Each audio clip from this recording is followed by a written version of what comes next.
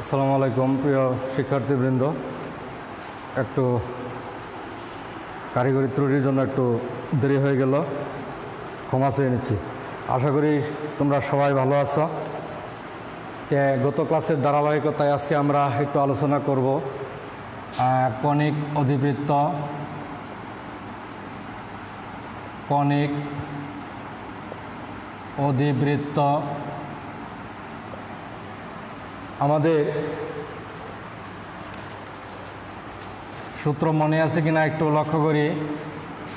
X square by a square minus y square by b square equal to 1। এত অধিবৃত্তের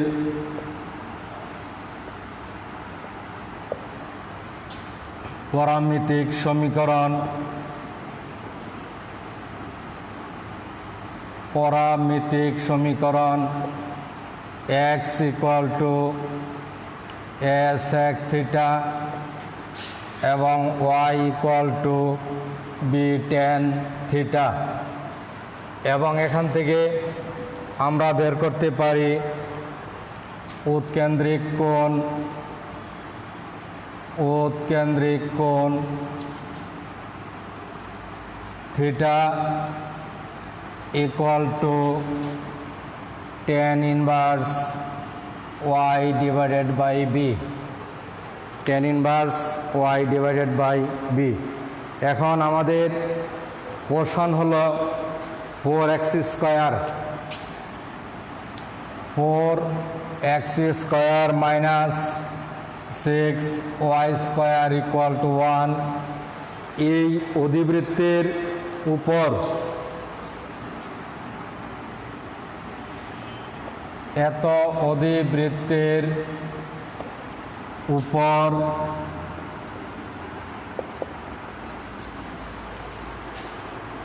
1,1/2 বিন্দুটির 1,1 divided by √2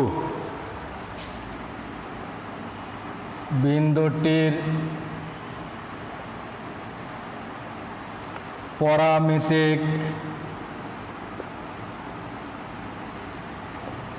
পরামিতিক স্থানাঙ্ক নির্ণয় করো। এখানে আমাদের বের করতে বলছে পরামিতিক স্থানাঙ্ক। আমরা এখানে পাইলাম পরামিতিক সমীকরণ, উৎকেন্দ্রিক কোণ। যদি এখানে লেখা হয় পরামিতিক স্থানাঙ্ক, তাহলে আমরা পরামিতিক স্থানাঙ্ক লিখতে পারি a sec theta comma b tan theta. এটা হলো আমাদের পরামিতিক স্থানাঙ্ক। এখন আমরা যে ইকুয়েশন লক্ষ্য করি, মাইনাস চিহ্নের আগে এখানে কিন্তু আমাদের এক্স আছে, তাহলে এখানেও মাইনাস চিহ্নের আগে কিন্তু চলক হিসাবে এক্স আছে। তাহলে আমাদের a sec theta b tan theta, আমাদের যদি আমরা এই সমীকরণকে তার সাথে তুলনা করলে এ এবং বি এর মান পাওয়া যাবে। এখান থেকে এই সমীকরণ থেকে আমরা এ এবং বি এর মান বের করব। তাহলে আমরা এখানে এ এবং বি এর মান পাব। তারপরে থিটা, এই থিটার মান নির্ণয় করতে হবে। তা থিটা আসবে আমাদের এই সূত্র থেকে, tan inverse y divided by b। তাহলে এখানে আমাদের y এর মান এখানে দেওয়া আছে, এই যে y x1 x, y। তাহলে আমরা এখান থেকে y এর মান পাবো। এখানে b আছে, y আছে, এখান থেকে আমরা থিটা পাওয়া যাবে আমাদের। তাহলে আমরা একটু অগ্রসর হই। তাহলে আমরা এখানে লিখব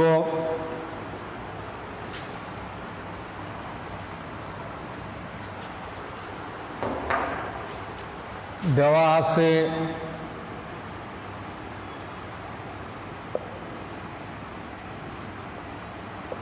অধিবৃত্তের সমীকরণ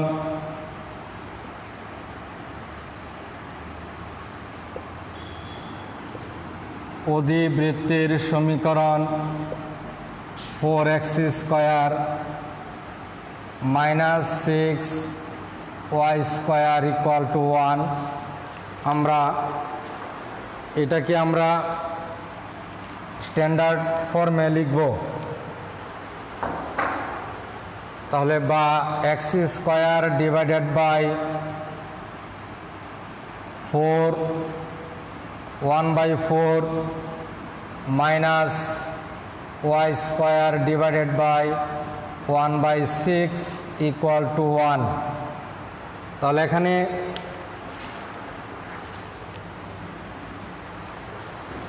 আমরা লিখতে পারি বাই x square divided by 1/2 whole square minus y square divided by 1/6 whole square equal to 1। তাহলে x square divided by a square minus y square divided by b square equal to 1। আমরা স্ট্যান্ডার্ড ফর্মে নিলাম। একে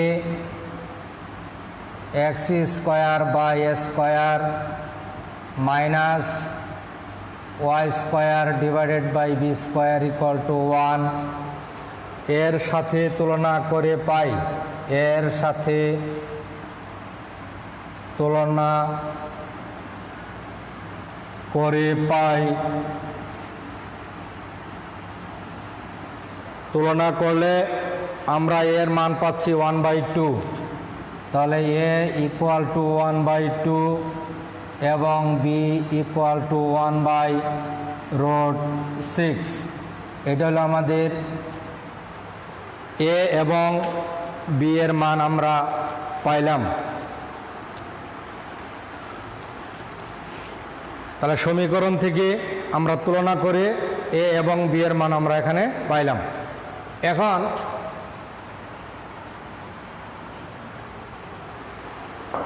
এই বিন্দুটির উৎকেন্দ্রিক কোণ যদি আমাদের theta হয়, তাহলে উৎকেন্দ্রিক কোণ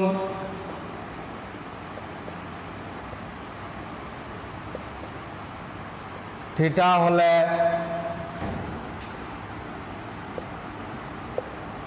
আমরা পাচ্ছি theta equal to tan inverse y divided by b, অর্থাৎ tan ইনভার্স ওয়াই এর মান হবে 1/√2 ডিভাইডেড বাই 1/√6। তাহলে এখানে tan inverse 1/√2 into √6 equal to tan inverse √3 equal to 60 degree. তাহলে আমাদের উৎকেন্দ্রিক কোণ, এই বিন্দুটির উৎকেন্দ্রিক কোণ হলো আমাদের থিটা। তাহলে আমরা থিটা ইকুয়াল টু 60 ডিগ্রি পাইলাম।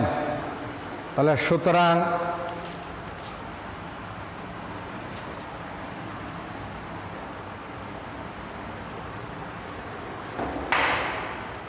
সুতরাং 1,1/√2 বিন্দুটির পরামিতিক স্থানাঙ্ক, পরামিতিক স্থানাঙ্ক। তাহলে এখানে লেখা যাবে a sec theta comma b tan theta, অর্থাৎ এখানে এর মান হবে 1/2 sec 60 ডিগ্রি কমা বির মান হলো 1/√6 tan 60 ডিগ্রি। তাহলে এটা হলো আমাদের পরামিতিক স্থানাঙ্ক। তাহলে এই বিন্দুর পরামিতিক স্থানাঙ্ক। আর এখানে তাহলে আমরা এইভাবে লিখতে পারি 1,1/√2 বিন্দুটির উৎকেন্দ্রিক কোণ থিটা হলে theta equal to tan inverse. তো তাহলে আমাদের পরামিতিক স্থানাঙ্ক চাওয়া হচ্ছিল আমরা পরামিতিক স্থানাঙ্ক নির্ণয় করলাম। তাহলে আমরা অধিবৃত্তির দুইটা সমীকরণ থেকে আমরা মনে রাখার চেষ্টা করব যে পরামিতিক সমীকরণ, পরামিতিক স্থানাঙ্ক, তারপরে উৎকেন্দ্রিক কোণ। তাহলে এখানে আমাদের মাইনাস চিহ্নের আগে যদি এক্স চলক থাকে তাহলে তার পরামিতিক সমীকরণ আমরা জানি x = a sec থিটা এবং y = b tan থিটা। তাহলে আমরা একটা গাণিতিক সমস্যা সমাধান করলাম। আচ্ছা, এখন আমরা আরেকটি নিয়মে যাচ্ছি, সেটা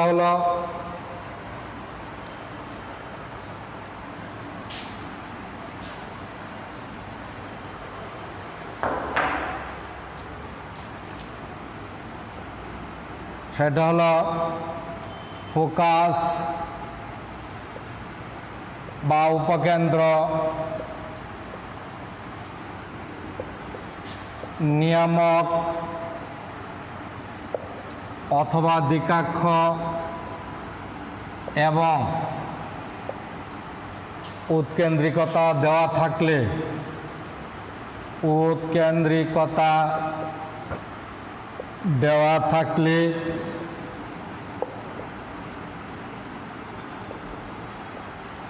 SP = E × PM এর সাহায্যে কণিকের সাধারণ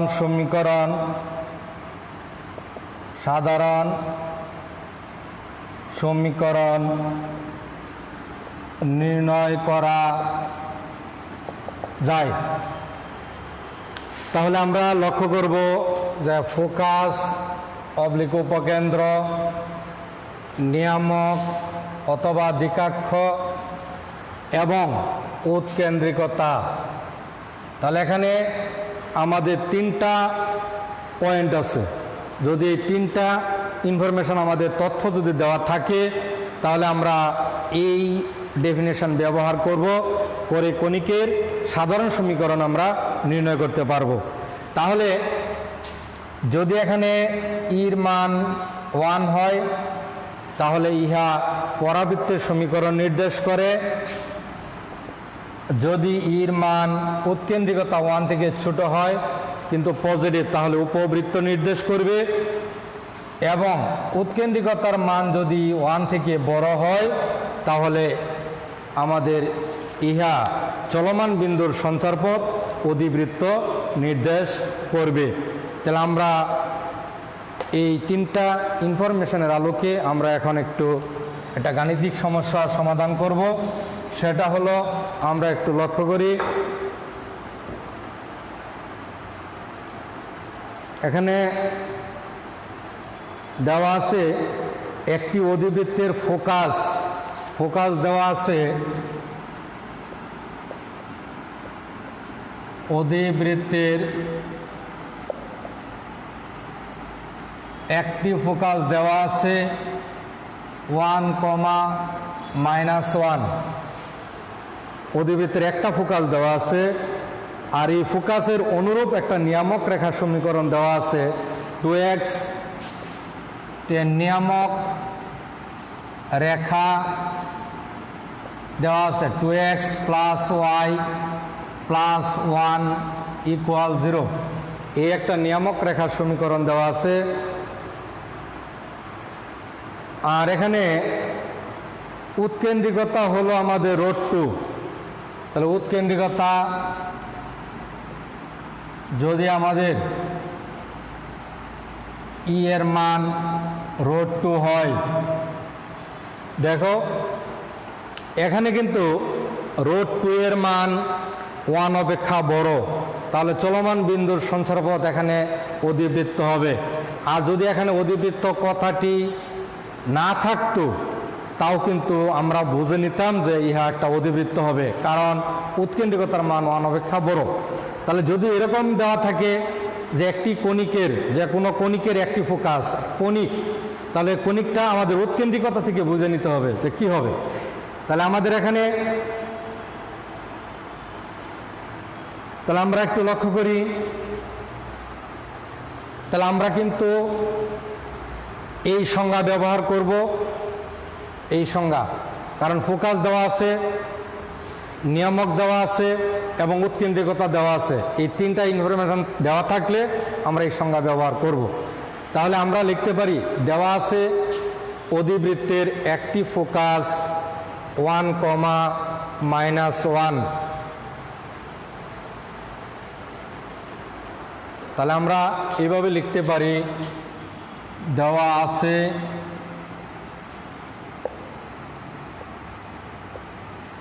অধিবৃত্তের একটি ফোকাস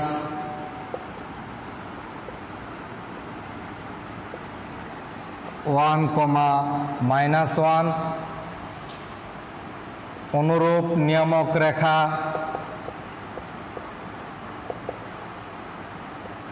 নিয়ামক রেখার সমীকরণ 2x + y + 1 = 0।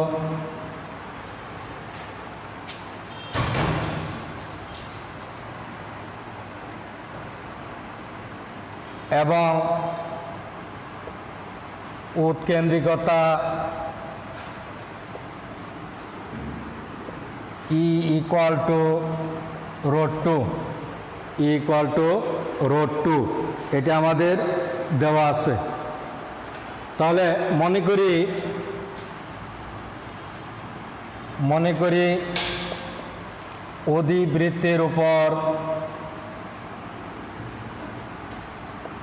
অধিবৃত্তের উপর যে কোনো বিন্দু আমাদের x, y, আমরা চলমান বিন্দু একটা ধরে নিলাম x, y, আর এখানে আমরা জানি SP = E × PM।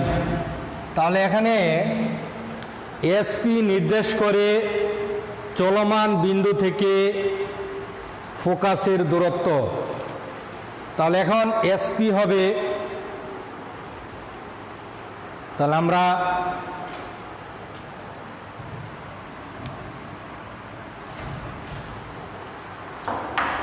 এখন XY বিন্দু থেকে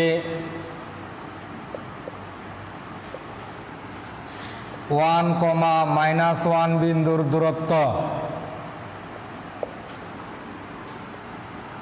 দূরত্ব সমান √(x - 1) whole square plus y + 1 whole square, অর্থাৎ দুই বিন্দুর মধ্যকার দূরত্ব। এবং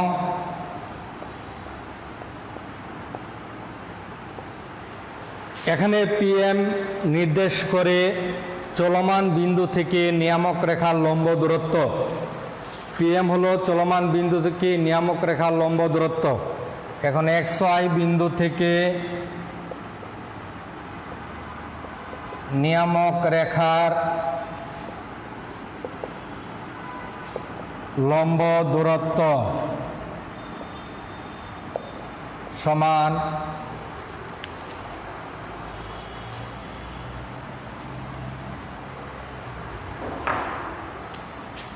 মডুলাস, এখানে লেখা যাবে √, আমাদের 2 স্কয়ার প্লাস 1 স্কয়ার, এখানে হবে 2x + y + 1 = √5, এখানে হবে 2x + y + 1। এটা হলো আমাদের PM দূরত্ব হলো এটা, আর এই দূরত্বটা SP নির্দেশ করে। যেহেতু উৎকেন্দ্রিকতার মান √2 1 অপেক্ষা বড়, কাজেই আমরা লিখতে পারবো যে সুতরাং অধিবৃত্তের সমীকরণ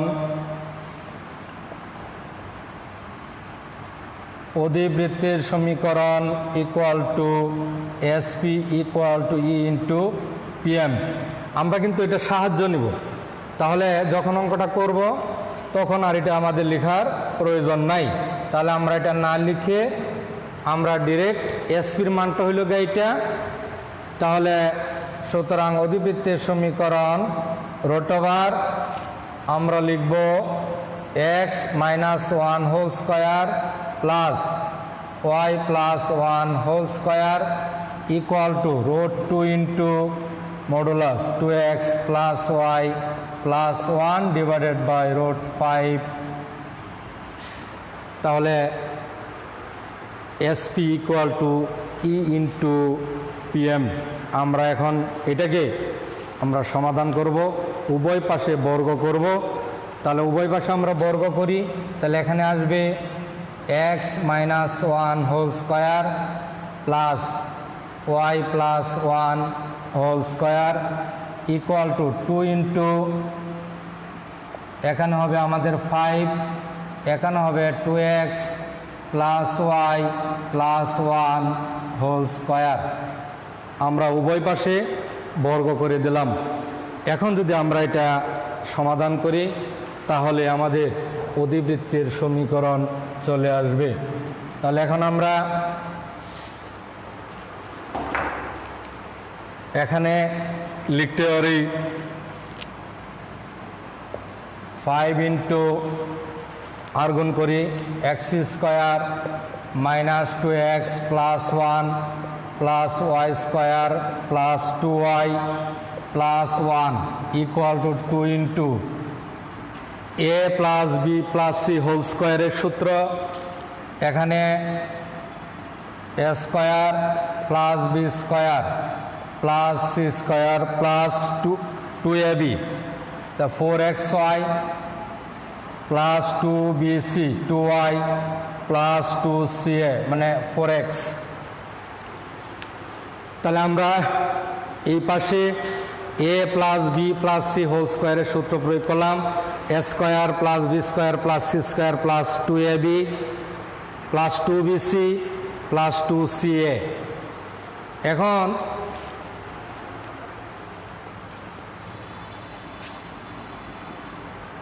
আমরা একটু এখানে গুণ করি, আমাদের আসে কত 5x square plus 5y square minus 10x plus 10y plus এখানে হবে 10 ইকুয়াল টু এখানে হবে 8x স্কোয়ার প্লাস এখানে হবে 2y স্কোয়ার প্লাস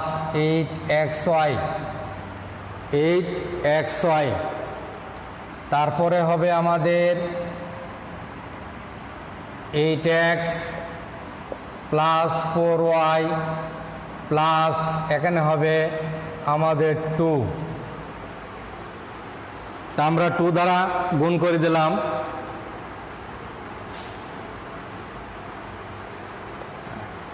এখন যদি আমরা পক্ষান্তর করি 8x square minus 5x square, তাহলে আমাদের আসবে 3x square minus 3y square,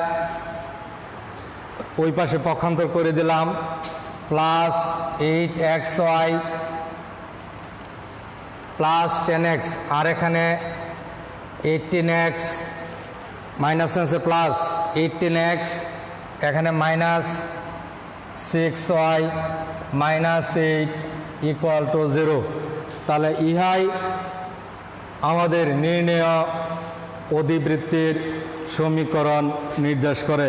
তাহলে এটাই হলো আমাদের অধিবৃত্তের সমীকরণ। তাহলে আমাদের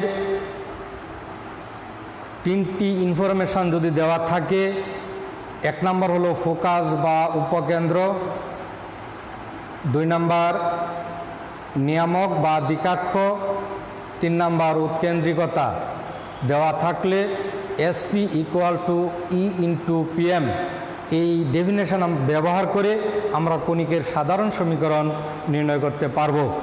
আর এখানে উৎকেন্দ্রিকতার মান 1-এর সমান হলে পরাবৃত্ত, 1 অপেক্ষা ছোট কিন্তু পজিটিভ হলে উপবৃত্ত, 1 অপেক্ষা বড় হলে অধিবৃত্ত নির্দেশ করে। তাহলে আমরা কিন্তু একটি অধিবৃত্তের গাণিতিক সমস্যা দেখাইলাম। এইভাবে আমাদের ফোকাস নিয়ামক রেখা সব দেওয়া থাকবে, শুধু উৎকেন্দ্রিকতার মধ্যে যদি পার্থক্য থাকে তাহলে আমরা এইভাবে উপবৃত্ত এবং পরাবৃত্ত সমীকরণ নির্ণয় করতে পারবো। আর পরাবৃত্তের ক্ষেত্রে উৎকেন্দ্রিকতার মান যেহেতু 1, ওই ইনফরমেশনটা আমাদের দেওয়া থাকবে না কোশ্চেনে, কারণ আমরা ওটা জানি 1। তাহলে মূলত সাধারণ সমীকরণ আমরা এইভাবে নির্ণয় করতে পারবো কণিকের। তাহলে আশা করি তোমরা চেষ্টা করলে অবশ্যই বাসায় গাণিতিক সমস্যাগুলি তোমরা সমাধান করবা।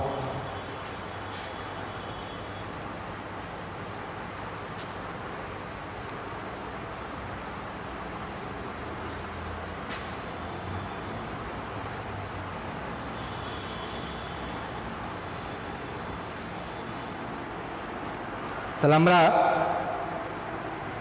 দেখি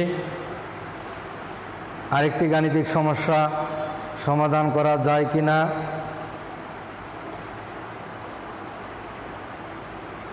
এখন লক্ষ্য করি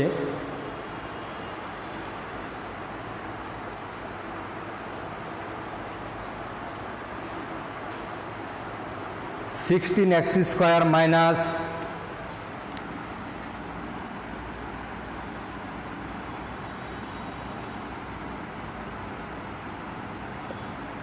প্রদত্ত সমীকরণ 16x² minus 9y² 16x² minus 9y² plus 64x plus 64x plus 54y 54y minus 161 equal 0 বলছে। আমাদের বলছে যে এই সমীকরণটি একটি অধিবৃত্তের সমীকরণ নির্দেশ করে, যে এই সমীকরণ একটি অধিবৃত্ত নির্দেশ করে, এটা আমাদের দেখাতে এখানে বলছে। তাহলে আমরা যদি ওইভাবে অগ্রসর হই, এখানে এইভাবে লিখতে পারি 16x² প্লাস 64x, তো এক্সের অংশ আমরা একসাথে করলাম, মাইনাস 9y² প্লাস 54y লিখলাম, মাইনাস 161 ইকুয়াল 0। আমরা এভাবে এই অংশটুকু এক্সের পদগুলি একসাথে করলাম, ওয়াইয়ের পদগুলি একসাথে করলাম, আর ধ্রুবকটা এভাবে থাকলো। আমাদের 16 কমন যাবে, x² সহগ কমন যাবে, তাহলে x² প্লাস 4x, আর এখানে আমাদের 9 কমন যাবে, তো y² minus 6y minus 161 equal 0। আমরা x² সহগ এবং y² সহগ আমরা কমন নিলাম, নেওয়ার পরে এখানে x² প্লাস 4x প্লাস 4, আমরা যদি এখানে 4 যোগ করি তাহলে এখানে সূত্র চলে আসে। অর্থাৎ আমরা এটা এভাবেও লিখতে পারি যে x² মানে a² প্লাস 2ab, বি মানে আমাদের হলো 2, তাহলে 4x হবে প্লাস b² অর্থাৎ 2²। সূত্র প্রয়োগ করলাম, মাইনাস 9 ইন্টু y², এখানেও a² minus 2ab plus b², তাহলে a² মাইনাস 2 ইন্টু এ মানে y, বি হলো আমাদের 3 প্লাস 3² ইকুয়াল টু 161। এখানে 2² 4 ইন্টু 16 মানে 64, আমরা প্লাস 64 দিলাম, আর এখানে মাইনাস 9 ইন্টু 9 81, তাহলে এই পাশে আমরা দিলাম মাইনাস 81।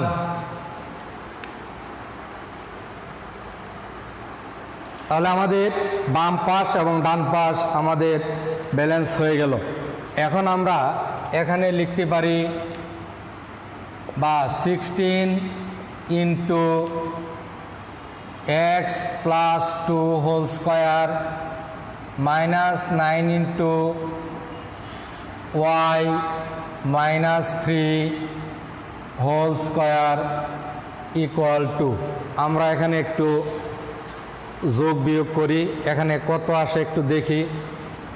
161 তার সাথে 64 যোগ 225 225 144 আসে কিনা 144, তাহলে এখানে হবে 144, তাহলে আমাদের আসলো 144। এখন আমাদের উভয় পক্ষকে আমরা 144 দ্বারা ভাগ করব।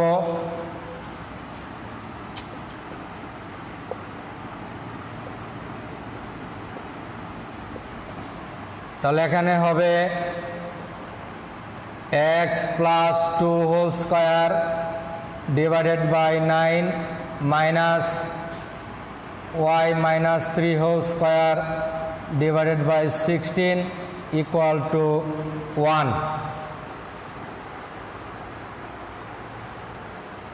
তাহলে আমরা এখানে ধরি capital x equal to x plus 2 এবং capital y equal to y minus 3। আমরা ধরে নিলাম capital x equal to x plus 2 এবং capital y equal to y minus 3। তাহলে আমরা এখানে লিখতে পারি, সুতরাং প্রদত্ত সমীকরণ দাঁড়ায় এক্স স্কোয়ার ডিভাইডেড বাই 9, মানে আমরা এখানে 3 স্কোয়ার লিখতে পারি, minus y square divided by 4 square লিখতে পারি ইকুয়াল টু 1। ইহা অধিবৃত্তের প্রমিত সমীকরণ, ইহা অধিবৃত্তের প্রমিত সমীকরণ x square by a square minus y square divided by b square equal to 1 এর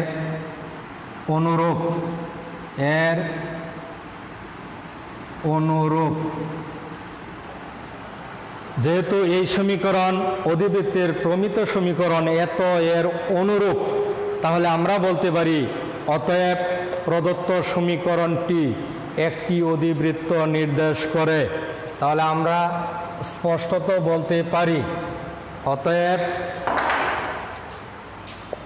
প্রদত্ত সমীকরণটি একটি অধিবৃত্ত নির্দেশ করে।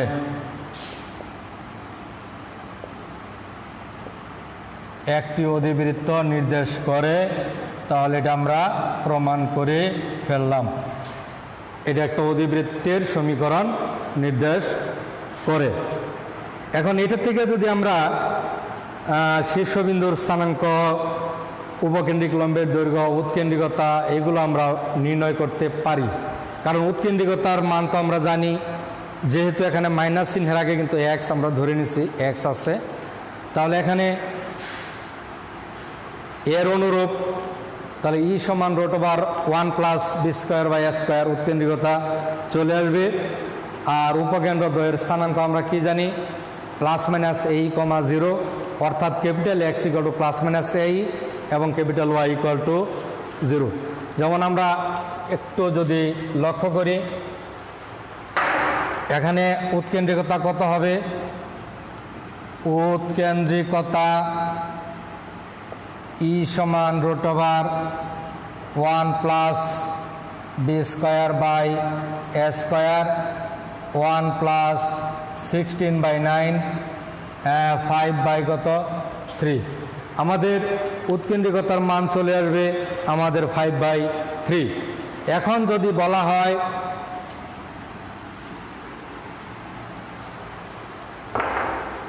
উপকেন্দ্রদ্বয়, উপকেন্দ্রদ্বয় আমাদের প্লাস মাইনাস এই কমা 0 অর্থাৎ capital x equal to plus minus এই এবং capital y equal two 0।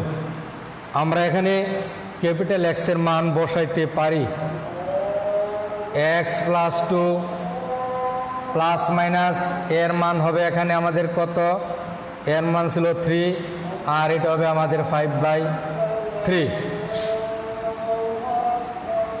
X plus 2 equal to plus minus 5 by x equal to plus minus 5 minus 2।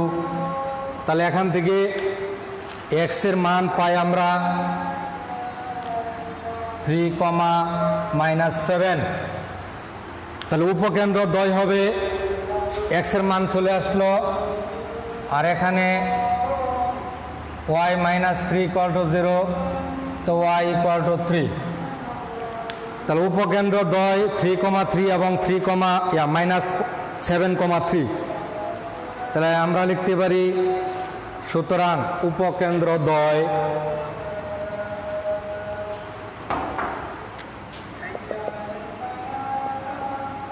উপকেন্দ্রদ্বয়